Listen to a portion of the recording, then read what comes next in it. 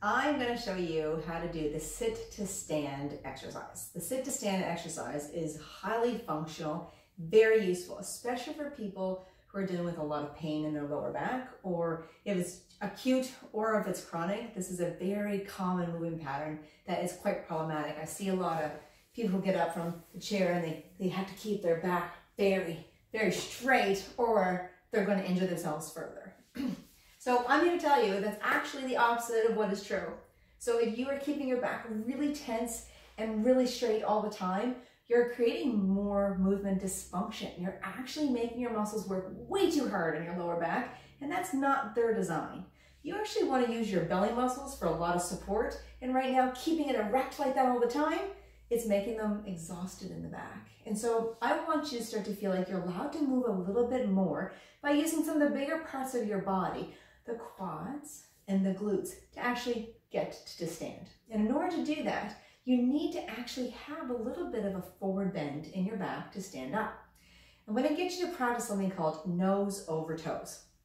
So you have a nose and you have toes, and your nose actually needs to go quite far forward over your toes in order to stand up the right way.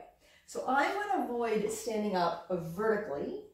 I prefer to go stand up more like a slow airplane going up, okay? So it's more horizontal and then slowly come up. In doing that, you'll use your legs significantly more to propel you as opposed to your back pulling you. That's why it gets so tired. So this is how I would instruct it if you were in my clinic. I want you to feel like you're allowed to arch the back a little bit, and then you're allowed to round and slump a little bit. Feel comfortable with that. If you don't know how to do that, I've got another video that you can look at that's just posterior and anterior pelvic tilt. So hopefully if you need some help, go look at that video. Try to learn that first. But over 10, you're gonna know how to do that already. So if I would allow you to roll that back, which is good, you need flexion in your back, that is not unsafe, that allows you to then lean forward and start putting effort and weight into your feet. You're gonna ground your feet into the floor. That's what's gonna allow you to feel safe, to push into the floor to stand, okay? So it's gonna look like this. You arch, and then you relax. You feel the weight transfer over nose over toes. So look how far I can stay here. So if I were to hold myself here, my back would actually not get tired. It's my legs on my quads, my glutes, that are gonna get tired.